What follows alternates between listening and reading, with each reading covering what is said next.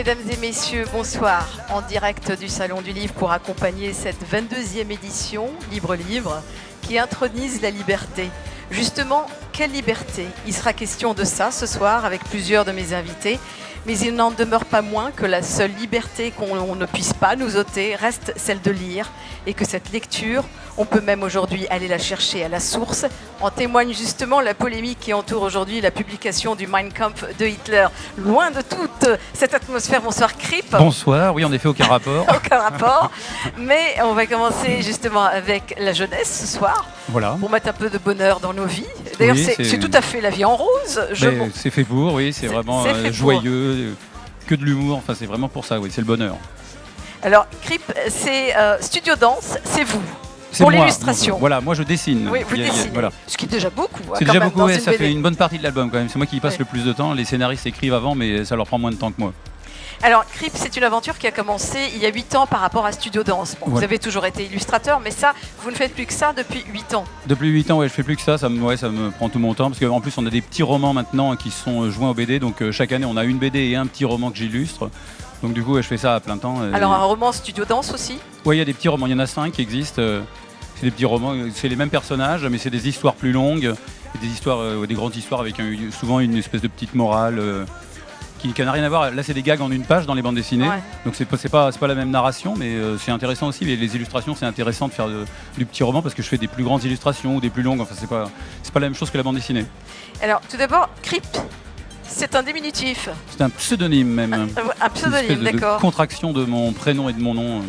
C'était plus simple? Ouais, parce que je change de pseudonyme aussi allègrement, parce que j'ai plusieurs pseudonymes. D'accord. Parce que je change de style, ça c'est un style de... En fonction des séries, j'imagine. Voilà, ouais. donc alors je fais plus que cette série, mais c'est vrai que j'ai fait d'autres bandes dessinées, des trucs plus adultes, avec des héros dans l'espace, qui n'ont rien à voir avec ça, et que les petites filles n'ont pas besoin de lire, parce que ça c'est essentiellement des petites filles que je vois en dédicace. Ouais. Et du coup, moi j'aime bien quand je change de style ou de série, changer de nom. Donc c'est pour ça que j'ai plusieurs pseudonymes, et là c'était un que j'ai créé spécialement pour l'occasion. Alors ça, c'est l'histoire d'une bande de copines. Voilà, 3 copines. Passionnées de danse. De danse, qui sont dans un cours de danse qui s'appelle Studio Danse, justement. Et aléatoirement, dans leur professeur également. Il y a plusieurs professeurs. Il y a un prof de hip-hop où il y a plus de garçons. Il y a une prof de danse classique qui est un peu sèche, alors vraiment un peu caricaturale, prof classique très rigoureuse. Il y a une prof de modern jazz qui est plus rigolote. Qui est assez sympa, qui invente toujours des chorégraphies. Avec les élèves qui disent quand même que le modern jazz c'est beaucoup plus difficile que la danse classique. Il faut choisir sa tenue, alors qu'en danse classique, il n'y a pas besoin de choisir sa tenue. Et après, au fil des albums, il y a d'autres danses qui interviennent aussi. Dans le tome 3, il commence la danse africaine. Et dans le tome 4, je crois qu'ils font un peu du rock'n'roll. Enfin, donc on introduit différentes danses au fur et à mesure. Mais dites-moi, vous êtes forcément très intéressé par la danse pour dessiner des choses qui concernent la danse. Voilà, c'est ça, évidemment. J'ai été danseur étoile avant. Non, pas du tout. Non, pas du tout. Ouais, la danse, vous n'êtes pas intéressé par la danse? J'y étais pas. Alors du coup, évidemment, je m'y suis intéressé. Parce que quand les scénaristes m'ont proposé le projet, ils m'ont dit un projet sur la danse. J'ai dit oui, d'accord, pourquoi pas, j'y connais rien. Alors moi, c'était surtout le côté les 3 petites copines. Ça, j'aimais bien l'idée qu'il leur arrive des aventures marrantes. Donc du coup, je me suis intéressé à la danse parce qu'il fallait quand même qu'elles aient l'air de danser. Il fallait faire des positions. Alors surtout en danse classique, il y a des trucs c'est super rigoureux avec des mouvements de main.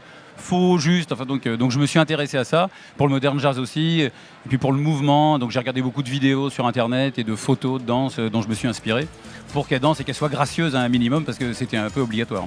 Vous voyagez beaucoup? Non, pas trop, non. Donc vous n'êtes pas forcément allé à la rencontre de danses différentes, de visu? Ouais, non, pas du tout, non, moi, ça c'est la documentation, c'était essentiellement sur internet.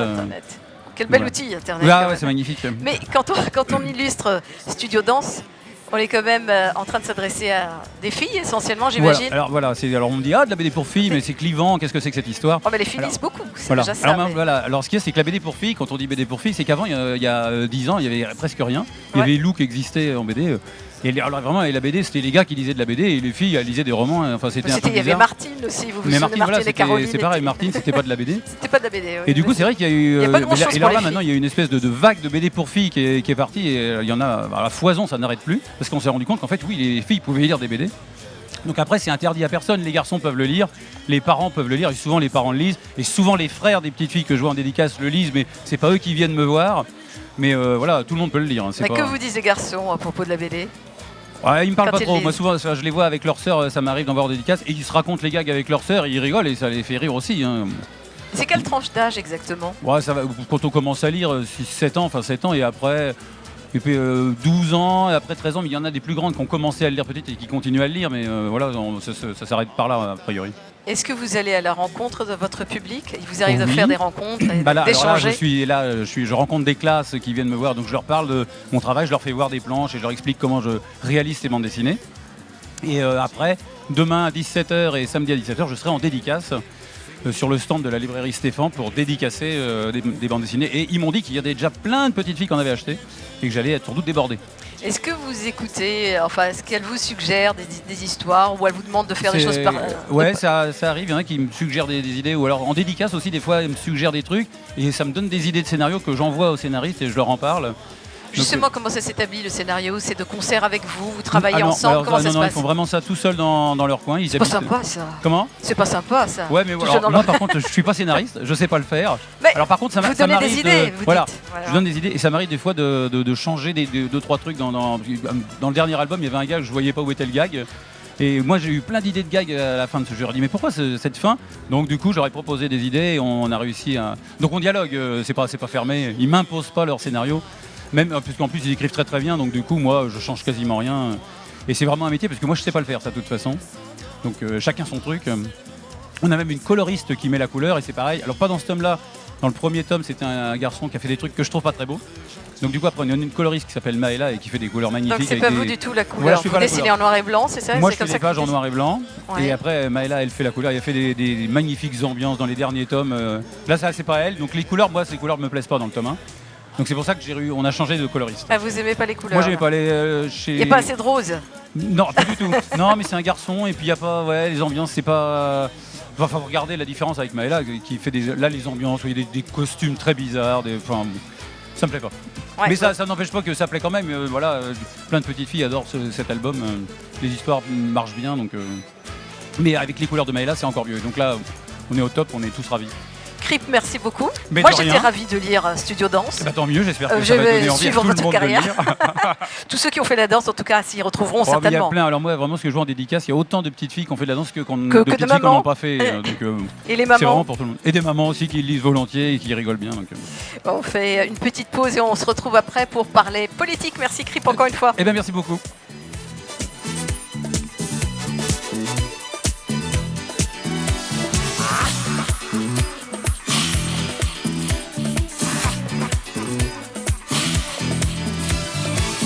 Sur les filles, barque sur le Nil. Je suis dans ta ville. Bonsoir Lina Zakour. Bonsoir Nanette. Vous êtes avocate et consultante en communication et auteur d'un livre intitulé Moi et la loi dont on avait parlé ici même.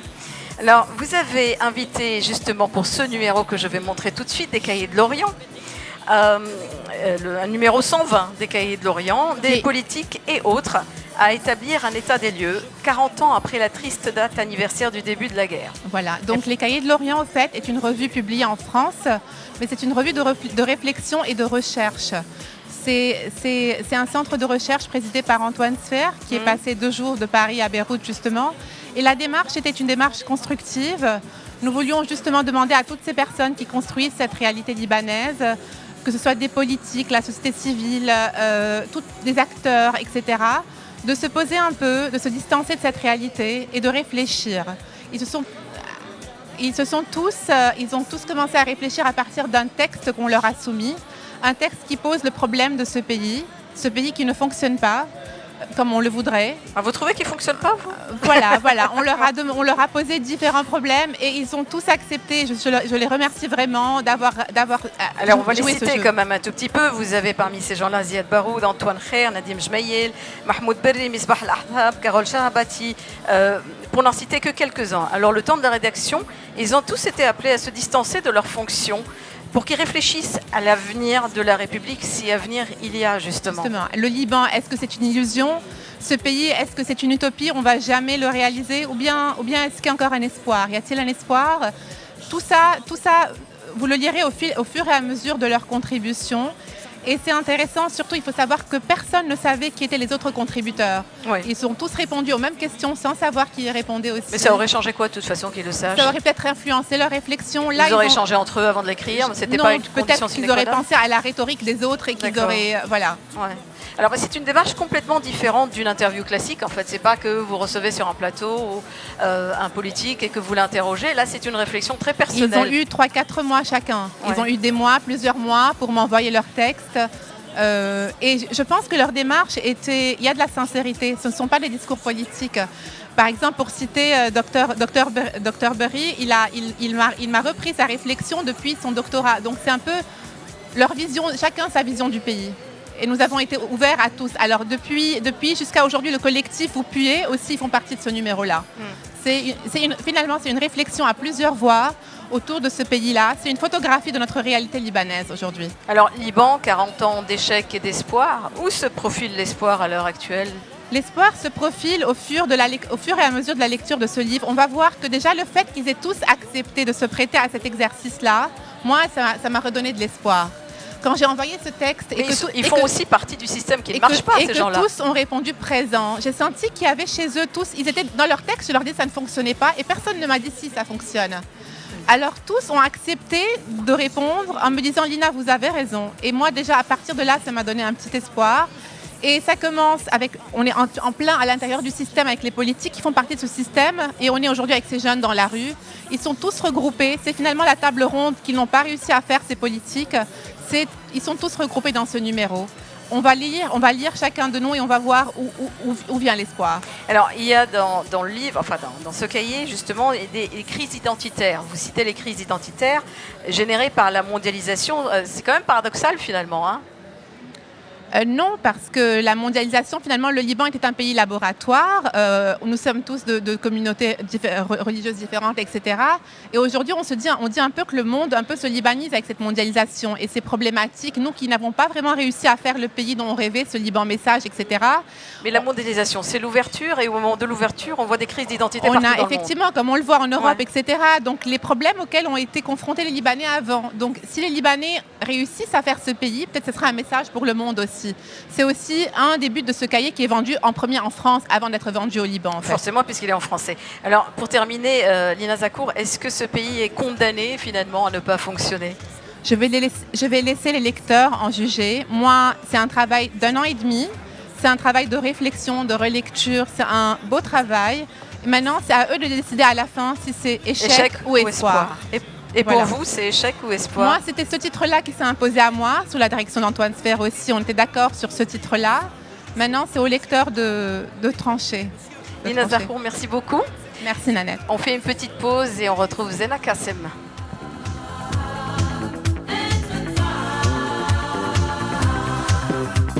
Femme cinéaste, écrivain, à la fois poète et mannequin. Femme panthère sous sa police et femme bancaire planquée en Suisse. Femme dévoreuse de minet, femme directeur de cabinet, à la fois sensuelle et pudique. Et femme chirurgien esthétique, une maîtresse... Zena Kassem, bonsoir. Bonsoir. Zena Kassem, il y a 5 ans, vous perdiez votre fils dans un accident tragique de la route qui vous a amené à créer une association qui s'appelle Roads for Life, dont le but premier est de secourir les blessés le plus rapidement possible. Vous avez mis donc tous vos efforts à contribution pour former les gens qui justement apportent les premiers soins à le faire rapidement. Avant de parler de ce livre qui est votre témoignage et qui s'appelle La Traversée, je voudrais revenir brièvement sur la mission de Roads for Life. Bonsoir. Mon fils a été écrasé. C'était pas un accident de la route. Qui a eu lieu sur la route, je sais trop. C'était un piéton et il a été tué sur le coup. Il n'a pas eu une chance pour avoir des soins de secours. Mais je me suis dit que s'il aurait eu la chance, est-ce que j'aurais pu le lui donner et lui donner une meilleure... une chance de survie. Voilà. Et c'est pour ça qu'on a créé Roads for Life. C'est Al-Qasim Fund for Post-Accident Care qui s'occupe à former le corps médical pour le post-crash response dans la golden hour ou l'heure d'or qui suit l'accident et qui détermine si une personne peut survivre et ne pas avoir des séquelles. 5 ans que l'association existe, est-ce que vous avez réussi à réduire de manière vraiment substantielle le nombre justement de gens qui décèdent? On a, si vous voulez, on a fait une awareness pour le la culture de sauvetage, on peut survivre. Il y a 40% de morts évitables si on prend en charge le blessé vite d'une manière professionnelle. Et ces cours qu'on donne, qu'on paye pour les urgentistes, les médecins urgentistes et les nurses urgentistes et la Croix-Rouge libanaise, c'est pour parler un même langage et avoir un protocole pour chaque cas de trauma et pour pouvoir sauver des vies. Zena Kassem, je voudrais arriver au livre, qui est un témoignage en fait, que vous avez senti, vous ne l'avez pas réfléchi. Vous m'avez dit que c'était quelque chose qui venait du cœur, que vous aviez envie de voir retranscrit. Donc on l'a écrit pour vous, il a été traduit par Fifi Aboudib en français, ça s'appelle La Traversée. Et c'était cette traversée du désert dont vous aviez envie de vous libérer subitement?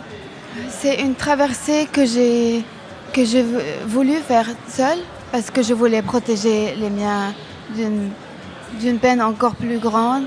Mais c'est pas une traversée qu'on fait de toute façon, toujours seule? Oui, sûrement, on l'a fait seule. Et je ne voulais pas remuer le couteau dans la plaie pour les enfants et mon mari. Parce que tout le monde avait les yeux braqués sur moi. Moi, je devais être bien, tout le monde allait bien. Mais moi, j'allais pas bien. Et j'ai raconté cette... Est-ce que ça vous a libéré un tout petit peu? Est-ce que ça vous a un peu soulagé de parler? Oui, je m'auto-psychanalysais, je crois, dans toutes les étapes. Il y a des étapes qui ont passé, des choses qui m'ont fait mal, des choses qui m'ont fait du bien. Je me suis retrouvée dans des moments... J'ai appris à vivre avec ma peine, parce que la peine, elle reste, elle ne s'en va pas. Non. Et il n'y a pas un expiry date ou un mode d'emploi, il n'y a pas de mode d'emploi. Ça, c'était la mienne. J'aimerais la partager avec ceux qui ont peut-être été dans mon cas et mettre un mot à chaque blessure et à chaque sentiment. Et j'espère que je ne dérangerai pas les autres. Mais non, je crois que à la fin, j'ai voulu dire à mes enfants qu'on peut rebondir, même après une trop grosse peine, et apprendre à marcher. Et quand on a l'amour et la foi que j'ai, heureusement, on ne peut qu'aller mieux. Zena Kassem, ce qui a retenu mon attention dans ce témoignage, c'est cette dualité dont vous parlez. Il y a vous et l'autre Zena, qui se regardent un peu en dents de scie, qui se demandent qui est moi vraiment. J'ai senti que je redevenais moi dans sa chambre la nuit quand je dormais dans sa chambre. Mais le lendemain, je devais être quelqu'un d'autre pour faire face à tout ce que j'avais à faire dans l'association, pour combattre, pour que les gens réalisent qu'ils peuvent être sauvés et que le médecin doit être formé. Tous les médecins sont magnifiques, mais ça, c'est une formation spéciale et qu'il faut donner à chaque médecin dans chaque hôpital sur tout le territoire libanais, parce que chaque victime doit avoir une chance de survie. C'était comme si je me regardais de loin et je voyais deux Zena. Et j'étais fâchée de voir cette Zena forte et debout et droite et fière. Tandis que l'autre était en train d'agoniser de peine. Zena Kassem, merci beaucoup. La traversée, je le rappelle, est éditée chez Tamiras. Beaucoup de courage. On vous souhaite beaucoup de courage et une bonne continuation pour l'association. Merci beaucoup, Zena Kassem. On va faire une petite pause publicitaire et on se retrouve juste après.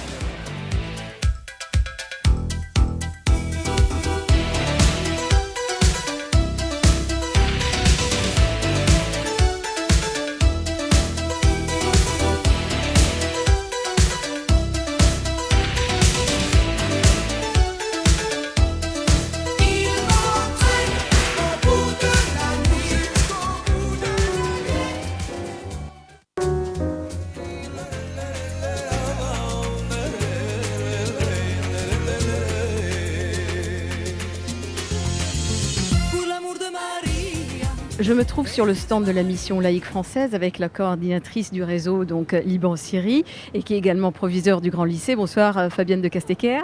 Enchantée, bonjour à vous. Et Monsieur Protz, qui est proviseur du du lycée Verdun, c'est ça? C'est Verdun, oui, exactement. Avec le responsable administratif. Et financier Michel Boudou de la mutualisation et du grand lycée des établissements de la mission laïque de la zone sud.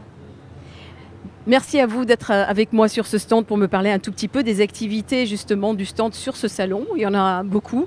Il y a entre autres un concours de traduction qui est particulièrement intéressant, mais je vais vous laisser quand même choisir ce que vous voulez aborder en premier. Fabienne de Castecker.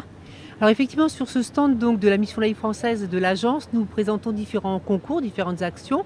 Aujourd'hui, nous avons présenté le concours traduction avec Arte Radio et qui va permettre à nos élèves de traduire des scripts, des émissions de radio, donc en français, en anglais et en arabe. Alors la traduction complète, même avec les bruitages, puisque vous savez que nos élèves sont particulièrement brillants en langue vivante. Il y a beaucoup d'actions, c'est l'action principale, mais il y a aussi d'autres actions comme un concours de BD, une table ronde, des bibliothèques, le prix de poésie anatonie que nous allons remettre. Donc vraiment beaucoup d'échanges avec les écrivains francophones que nous accueillons aussi dans nos établissements. Alors qui est venu vous voir justement au sein de l'établissement parmi les écrivains français présents ici? Alors Antoine Volodine est venu, et également Oriane Lallemand pour plutôt les maternelles et plutôt pour le primaire. Donc c'est les deux écrivains qui sont invités par le grand lycée franco-libanais pour ce salon francophone de Beyrouth. Est-ce que les élèves se sont déplacés avec leurs professeurs au sein du salon pour rencontrer, je sais pas, des auteurs jeunesse ou autres? Alors les élèves se déplacent mais également font des animations. C'est-à-dire qu'aujourd'hui les élèves par exemple de seconde et de l'option théâtre étaient présents sur le stand pour effectivement illustrer des textes des auteurs qui sont invités par le grand lycée franco-libanais. Est-ce que ce concours de traduction c'est une première? Ah tout à fait, c'est une première, une idée du lycée Lamartine et en particulier de monsieur Pierre-Yves Barry, un professeur de lettres, qui a eu l'idée, en partenariat avec Arte Radio, de présenter ce concours. Alors ce qui est intéressant, c'est que vous me disiez tout à l'heure que c'est avec bruitage, donc est-ce que c'est une façon de les inciter aussi à la production? Alors pas du tout, on a à Verdun, à Tripoli, au Grand Lycée, effectivement des élèves qui travaillent à la radio, mais pas du tout, c'est vraiment traduire. Donc c'est montrer les spécificités d'une langue et effectivement de traduire différents bruits en arabe et en anglais. Et on sait la difficulté de la traduction. Alors nous sommes à la télévision, donc je voulais savoir s'il y avait des cours ou bien des activités qui leur permettaient de découvrir justement ces métiers-là. Sur les métiers de la télévision en particulier? Oui, ou de la radio.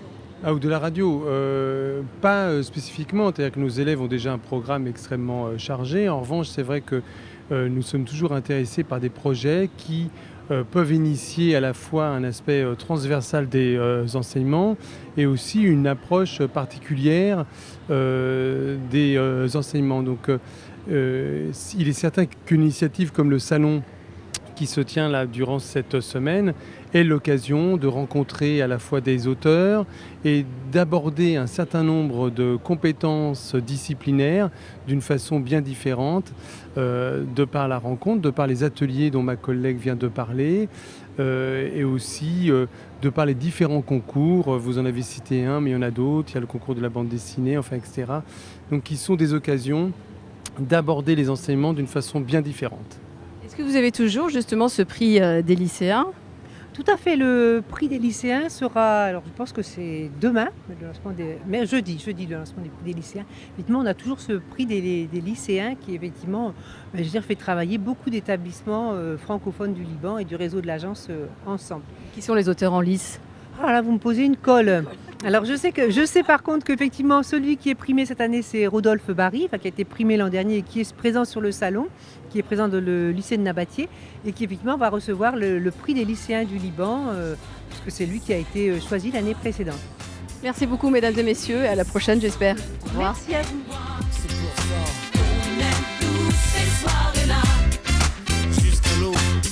Jusqu'à l'eau, bébé. Elles sont toutes bonnes à croquer, mais c'est sur elles que j'ai craqué. Vous comprenez évidemment qu'il s'agissait d'un reportage enregistré il y a 2 jours sur le stand de la mission laïque française.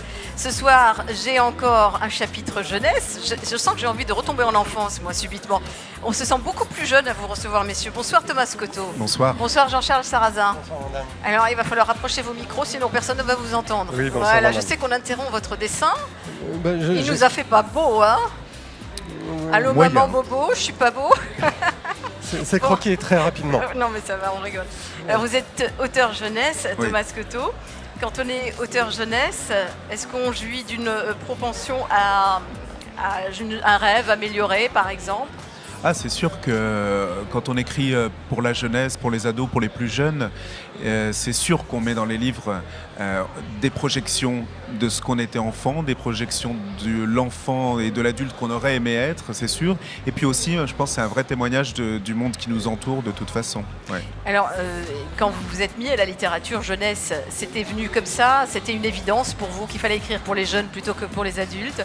Ça s'est pas réfléchi comme ça. Je voulais être pâtissier, moi, à la base. Ah bah d'accord. Donc, ouais, vraiment. C'est ce que je dis aux enfants. Vous pouvez faire les deux. Hein. Ouais, j'aurais pu faire les deux. Et non, je me suis pas réveillé un matin en me disant je veux être écrivain, c'est sûr. Pour la jeunesse, encore plus spécialisée. Mais c'est sûr que dès que j'ai commencé à écrire vraiment, entre guillemets, ça a été tout de suite pour la jeunesse. Mais j'étais un grand lecteur de livres pour les enfants jusqu'à mes tout débuts dans l'écriture et dans la publication. Quand j'avais 23 ans, je lisais énormément de livres pour la jeunesse. Qu'est-ce qu'écrire pour la jeunesse permet, par opposition à quand on écrit pour adultes? Je crois que ça permet de dire de grandes choses avec très peu de mots. Moi, c'est vraiment ce qui me motive, plus que de faire 600 pages très très longues, ce que je ne sais pas faire, et pas parce que je suis feignant, mais parce que j'aime choisir les mots, les ciseler, faire des phrases très courtes, et que l'imaginaire de l'enfant puisse encore s'exercer après que ma phrase soit terminée. Alors justement, quand on est auteur jeunesse, on construit une histoire, mais est-ce qu'on la construit de manière comme ça accidentelle? On doit faire attention, consulter un psychologue pour savoir quel est le message qu'on envoie quand même. Est-ce que c'est le bon? Comment l'enfant va le recevoir? Comment ça se passe? Comment est-ce qu'on construit une histoire? Alors peut-être que je devrais voir un psychologue et peut-être pour moi-même en premier. Mais non, alors oui, parce que l'écriture, et même pour la jeunesse, c'est la plus jolie des thérapies, hein, ça c'est sûr. Même mais si comme on ne toute parle écriture, pas... hein, c'est une exutoire finalement. Bien sûr. Hein, même sûr. si on ne parle pas forcément, enfin je ne parle pas que de moi dans les livres, mais je suis dans tous mes livres, ça c'est certain. Je ne consulte personne, juste mes émotions, juste les questions que je me pose. Moi c'est vraiment ça qui me motive. Toutes les questions que je me pose sur ce qui m'entoure, sur les gens, beaucoup. J'écris beaucoup sur la famille, j'écris beaucoup sur les sentiments, les émotions, l'amour, beaucoup de choses comme ça. Mais je consulte personne. Et vous savez comment vous êtes reçu? Vous allez forcément à la rencontre de vos lecteurs, j'imagine, de temps en temps? Oui, et puis là, ça fait 2-3 jours. Vous avez des retours, là, voilà, surtout sur un salon comme celui-ci. Que je rencontre les enfants du Liban, grâce à Blandine Yazbek qui nous fait venir. Oui, il y a des très jolis retours, et d'autant plus des retours qui vont encore plus loin que ce qu'on a écrit nous-mêmes. C'est-à-dire que les enfants voient vraiment entre les lignes la plupart du temps. Et moi, c'est ce qui me fascine. C'est ce qui continue à me motiver aussi à écrire pour eux. Et à écrire surtout ce que j'aime, moi, pour eux. Pas essayer de les séduire, pas essayer de faire ce qui marche, parce que je ne saurais pas le faire, mais essayer de faire des livres qui leur posent des grandes questions. Et d'autant plus quand c'est secondé et relayé par leurs enseignants. Non, moi, je ne pourrais pas être là aujourd'hui s'il n'y avait pas le travail des enseignants, des bibliothécaires et de tous les prescripteurs du livre. Mes livres, ils ne sont absolument pas vus la plupart du temps. Ils sont conseillés, ils sont amenés. Dites-moi, quand vous écrivez une histoire... vous avez l'impression que c'est toujours didactique par rapport aux enfants? Alors non, j'essaye surtout de ne pas être didactique, pas être moralisateur. Il y a de la morale, mais je veux vraiment pas être moralisateur. J'espère ne pas leur dire c'est comme ça la vie, c'est comme ça l'amour, c'est comme ça non. Par contre, essayer de leur montrer des chemins vers lesquels moi je crois, des valeurs dans lesquelles je crois, mais qu'on m'a enseigné, hein, que mes parents m'ont enseigné. Et puis, mais ce qui est fascinant, c'est qu'on peut parler de tout, on peut tout dire en littérature jeunesse. Le meilleur comme le pire, on peut parler de tout. Et ça, c'est votre tout dernier, là? C'est le tout dernier, Kodja, qui est peut-être le plus grand livre en taille que j'ai fait. Oui, c'est grand, ça, par rapport à l'autre. C'est une bande dessinée, en plus, illustrée par Régis Lejean. Oui, je voudrais quand même montrer autre chose, par opposition, ça, c'est un livre, carrément un livre. Jean-Charles Sarrazin, le temps presse, vous avez étudié 6 ans à Paris, 1 an au Vietnam, puis un moment à Montréal, les arts appliqués. Et puis vous avez travaillé également dans la publicité. Le voyage est très présent dans vos livres, vous? Le voyage, oui, j'aime beaucoup voyager. Et mes livres m'ont permis de voyager très souvent, grâce à des salons du livre comme le vôtre, qui est merveilleux. Et il nous permet donc de rencontrer notre public à l'étranger, les enfants et les instituteurs, comme disait Thomas, qui nous représentent très bien auprès des enfants. Justement, parce que quand on prend un livre comme celui-ci, Sassou, par exemple, on a tout de suite une impression de voyage. C'est pour ça que c'était ma première question pour vous. En effet, c'est un voyage que j'ai fait en Afrique qui m'a un petit peu inspiré. Le lieu, le décor, pas tellement l'histoire elle-même qui est un petit peu qui est de la fiction, qui est partie d'un conte traditionnel, mais qui se passait plutôt en Europe et que j'ai transposé en Afrique avec des animaux sauvages. Quels sont les ingrédients indispensables à un livre jeunesse? De l'amour, de l'émotion bien sûr, de la tendresse. Alors il y a l'image, je pense, est très présente Ouais. dans les albums jeunesse. Hein, sauf quand on écrit, par exemple, là, je crois qu'il y a pas mal de textes pour des plus grands, hein, ça dépend un peu. L'image est très présente pour ma part, je dessine beaucoup. C'est pour ça que j'avais le plaisir de faire un croquis sur le plateau, parce qu'effectivement, j'aime dessiner et raconter par l'image. Voilà. Une petite question qui s'adresse à vous deux. Quel regard vous portez à la jeunesse d'aujourd'hui? Moi, c'est une génération qui me fascine parce que, bon, très honnêtement, il faut se souvenir de l'enfant que nous on a été, l'adolescent qu'on a été. Après, c'est très facile de les comprendre parce qu'il n'y a quand même pas grand-chose qui change. Ouais, les questions sont les mêmes, les envies sont les mêmes. Malgré la technologie qui les a emmenés beaucoup plus vite et beaucoup plus Alors loin ça, quand même. oui. Alors là, oui. Par contre, Ouais. effectivement, la technologie les emmène, mais quand on leur met entre les mains un livre, un vrai livre, ils m'ont posé la question cet après-midi, ce matin, de savoir si j'avais peur que le livre disparaisse. Et moi, personnellement, j'ai pas peur de ça, mais il va falloir, oui, il faut que le livre évolue, ça c'est obligé, mais le fond, la forme, ça c'est pas très grave. Thomas Scotto, Jean-Charles Sarrazin, merci beaucoup. Merci. J'espère vous recevoir à nouveau lors d'un prochain salon. On va passer une pause publicité.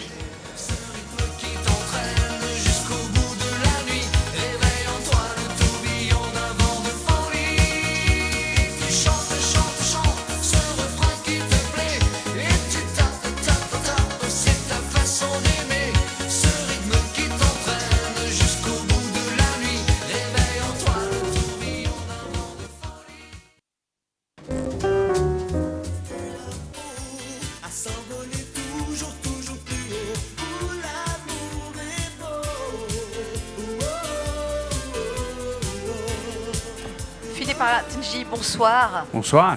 Alors vous êtes réalisateur, j'ai plus besoin de vous présenter, tout le monde vous connaît depuis Bosta et maintenant Héritage. Vous avez fait le tour du monde, vous avez fait un tas de reportages également pour les chaînes françaises. Là, Je suis connu c'est depuis l'auteur. Mosaïque. Oui, mais il faut quand même expliquer ce que c'est puisque vous en parlez. Il y a plein de gens qui savent plus ce que c'est. C'est une émission francophone que Nanette Ziad a présentée il y a quelques années de cela. À peine 5 ans, c'est ça. À peine Ouais. 5, voilà. Vous étiez mon réalisateur. Exactement. Ou vous Absolument. étiez ma présentatrice, une des Absolument. deux. Bah, vous voyez, on a inverti les rôles. Là. Voilà. Non, pas tout à fait. Quoique, c'est la première fois que vous vous trouvez en face de moi, dans un canapé, à répondre à mes questions. Alors là, c'est pas le réalisateur que j'interpelle, mais l'auteur. Le co-auteur. Oui, oui, je vais le dire. Le co-auteur avec Leila Chihaninakouz et donc vous-même. Ça s'appelle Métier de femme, métier de mère.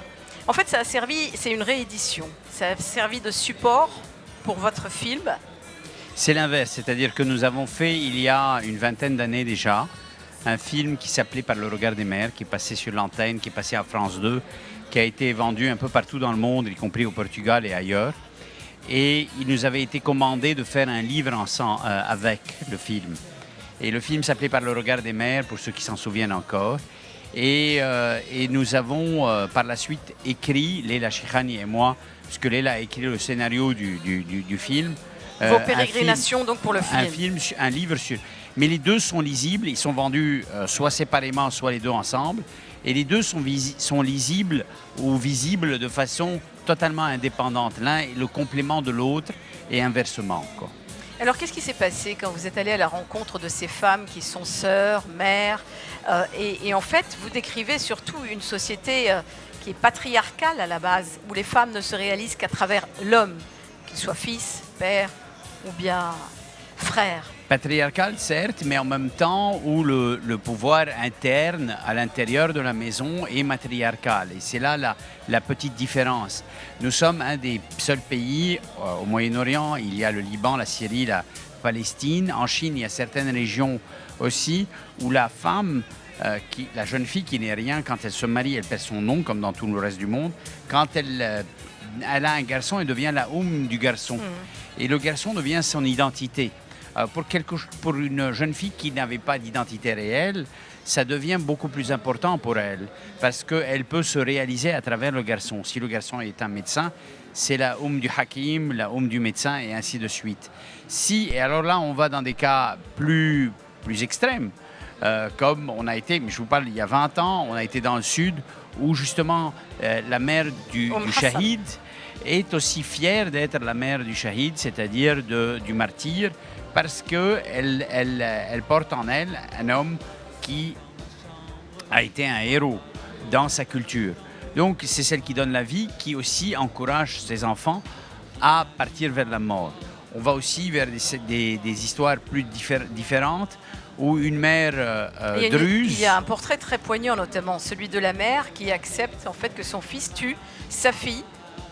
Ça, c'est aussi encore un autre portrait pour qu'on n'a laver pas mis dans le l'honneur de la film, famille. et où on parle du crime d'honneur qui est moindre qu'il y a quelques années au Liban, mais qui existe encore toujours, où justement une maman donne l'autorisation à son fils de tuer sa sœur parce que sa sœur a été haram. Apporter le déshonneur à la Voilà, famille. ce qui est quand même assez terrible, quoi.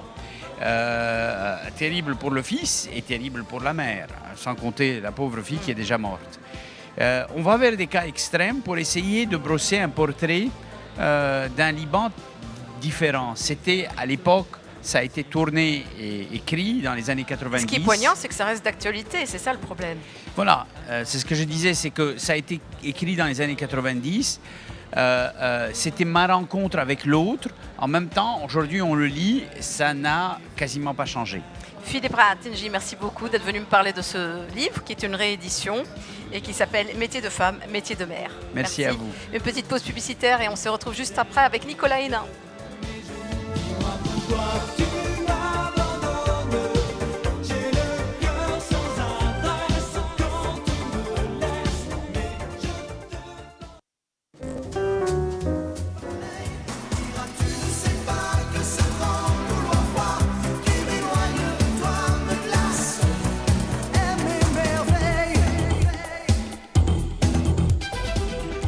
Nicolas Hénin, bonsoir. Bonsoir. Vous êtes reporter indépendant et vous avez passé la majeure partie de votre carrière entre l'Irak et la Syrie.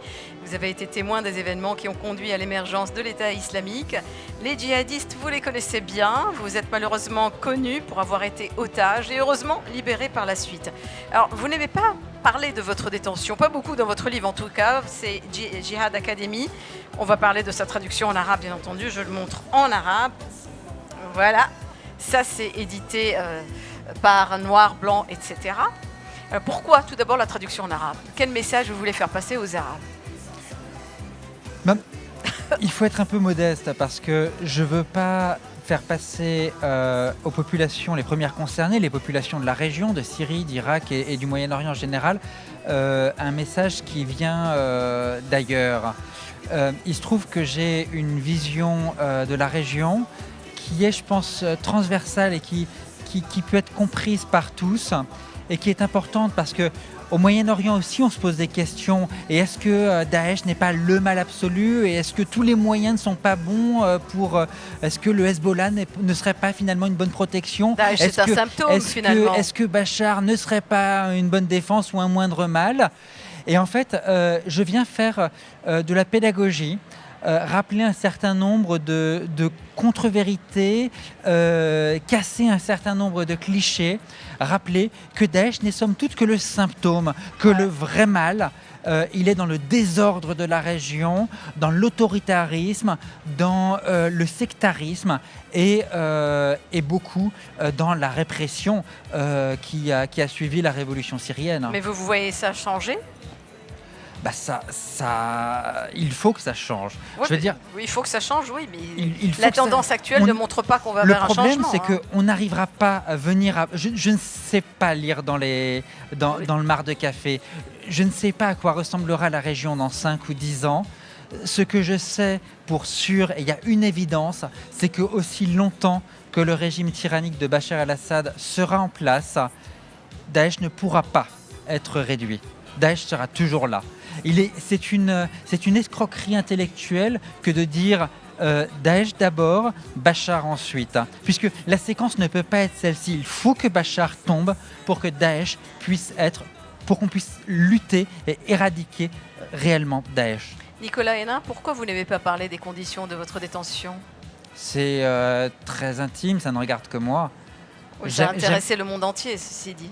ça peut intéresser les gens, mais c'est un petit peu du voyeurisme. Moi, je préfère rester journaliste. Pendant ces mois de captivité, certes, j'étais victime, j'étais otage, mais j'ai pas arrêté de réfléchir, d'observer, d'analyser ce qui se passait autour. Et c'est ça que je préfère plutôt. C'est sur ça que je préfère insister. C'est ça pour moi le message principal. Alors moi, j'aimerais bien vous garder en otage 1 heure durant pour qu'on puisse débattre de tout ça. Mais il faut qu'on rende l'antenne. C'est une captivité que j'aurais largement préférée. Merci beaucoup Nicolas Hénin. Merci de nous avoir suivis. Et moi, je vous retrouve samedi. Au revoir.